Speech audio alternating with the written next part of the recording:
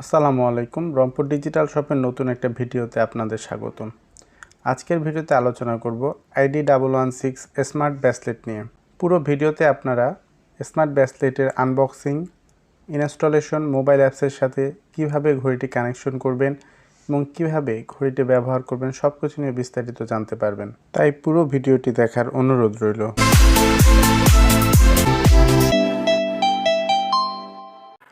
প্রথমে আনবক্সিং করে দেখি কি আছে ঘড়িটির সাথে। একটি প্লাস্টিক কাভারের ভিতরে ঘড়ি এবং ঘড়ির ফিতাগুলো রাখা আছে। স্মার্ট ওয়াচের হাতল বা ফিতাগুলি খুবই নমনীয়। ফিতাগুলো রাবারের ম্যাটেরিয়াল দিয়ে তৈরি, তাই যে কোনো দিকে ভাঁজ করা যায়। ফিতার মধ্যে অনেকগুলো ছোট ছোট ঘর করা আছে, যা যে কোনো সাইজের হাতে ফিট করে ব্যবহার করা যাবে। ফিতার মধ্যে সুন্দর ডিজাইনের খাঁজ কাটা আছে, যা যে কোনো ব্যক্তির দৃষ্টি আকর্ষণ করবে। ঘড়ির প্যাকেটের ভিতরে আরও আছে একটি ইউজার ম্যানুয়াল। কিভাবে সহজে স্মার্ট ওয়াচ অন অফ করবেন, কিভাবে ইনস্টল করবেন, কিভাবে আপনি স্মার্ট ওয়াচকে চার্জ করবেন, কোন অ্যাপস ডাউনলোড করে মোবাইলের সাথে ঘড়িটি কানেকশন করবেন, সব কিছু দেওয়া রয়েছে ইউজার ম্যানুয়ালটিতে। তাই ইউজার ম্যানুয়ালটি ভালোভাবে পড়ে নেওয়ার অনুরোধ রইল। স্মার্ট ওয়াচের ডিসপ্লে হিসেবে ব্যবহার করা হয়েছে 1.44 ইঞ্চি TFT স্ক্রিন। ঘড়িটিতে ব্যবহার করা হয়েছে ব্লুটুথ ভার্সন 4.0। ঘড়িটির ওজন মাত্র 27 গ্রাম, তাই হাতে দিয়ে ভালোই কমফোর্ট ফিল হয়। ঘড়িটির ব্যাটারি ক্যাপাসিটি 150 মিলিঅ্যাম্পিয়ার। ঘড়িটি ফুল চার্জ দিয়ে টানা ব্যবহার করলে 2 থেকে 3 দিন ব্যবহার করতে পারবেন। আর যদি শুধু সময় দেখার জন্য ব্যবহার করেন, সেক্ষেত্রে 6-7 দিন ব্যাটারি ব্যাকআপ পাবেন। আপনারা চাইলে আলাদা আলাদা ওয়ালপেপার ঘড়িটিতে সেট করে রাখতে পারেন। স্মার্ট ওয়াচটিতে ব্যবহার করা হয়েছে ডাটা সেভ করে রাখার ফিচার্স, যা 1 মাসের জন্য ডাটা সেভ করে রাখতে পারে।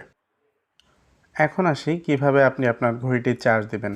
ঘড়িটির সাথে কোনো চার্জার নেই, তাই চার্জ দেওয়ার জন্য আপনি আপনার মোবাইল চার্জার ব্যবহার করতে পারেন, অথবা আপনার যদি ল্যাপটপ বা ডেস্কটপ থাকে সেগুলোর USB পোর্টে লাগিয়ে আপনি ঘড়িটি চার্জ করতে পারবেন।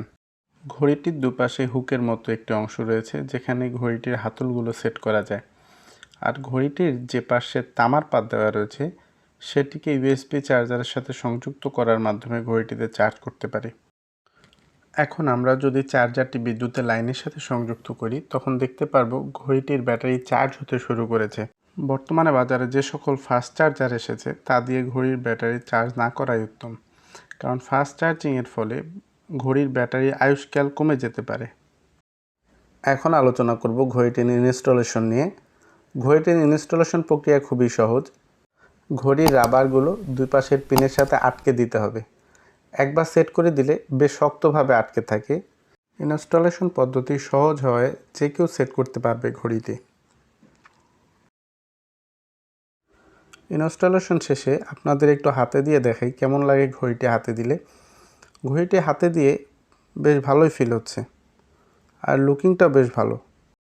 আপনারা খুব সহজেই ঘড়িটির সাথে মোবাইলে সংযোগ করে নিতে পারবেন।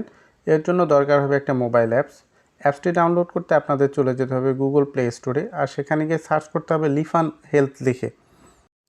আপনাদের সামনে ভিডিওতে যেমন দেখতে পাচ্ছেন এমন একটি অ্যাপস চলে আসবে। আপনারা অ্যাপসটি ইনস্টল করে ওপেন করে নেবেন। অ্যাপসটি ওপেন করার পর বিভিন্ন পারমিশন চাইবে, আপনারা পারমিশনগুলো দিয়ে দিবেন, তা না হলে কিন্তু অ্যাপসটি সঠিকভাবে কাজ করবে না। মোবাইলের সাথে ঘড়ির কানেকশনের জন্য চলে যেতে হবে ডিভাইস নামক অপশনে। সেখান থেকে অ্যাড ডিভাইসে চাপ দিলে ঘড়িটি সার্চ করতে শুরু করবে। ইওয়াচ নামক একটি ডিভাইস শো করছে, আমরা সেখানে চাপ দিলে মোবাইলের সাথে ঘড়িটি পেয়ার হতে শুরু করবে। আমরা দেখতে পাচ্ছি ঘড়িটি মোবাইলের সাথে কানেক্ট হয়ে গেছে। মোবাইলের সাথে ঘড়িটি কানেক্টেড হয়ে গেলে অটোমেটিক ঘড়ির সময়ের সাথে মোবাইলের সময় অ্যাডজাস্ট হয়ে যাবে। মোবাইলের সাথে কানেকশনের সময় অবশ্যই আপনার মোবাইলের ব্লুটুথ অন করে নিতে হবে।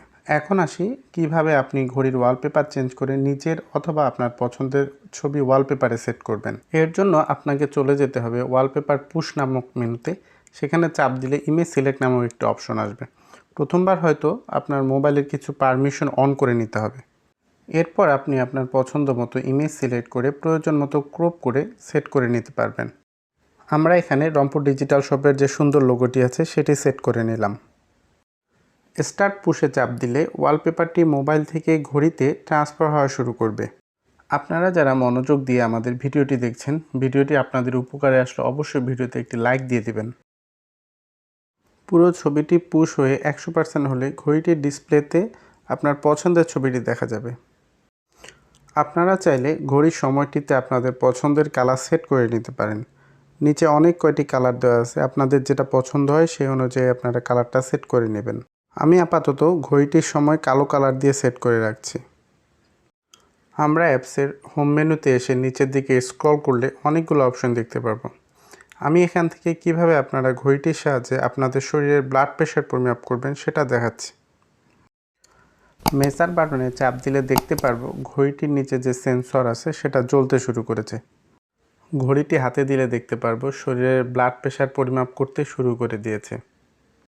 এভাবে ঘড়িটির সকল ফিচারগুলো একটু ঘাটাঘাটি করলে আপনারা ঘড়িটি ব্যবহারে বেশ পারদর্শী হয়ে যাবেন বলে আশা করছি।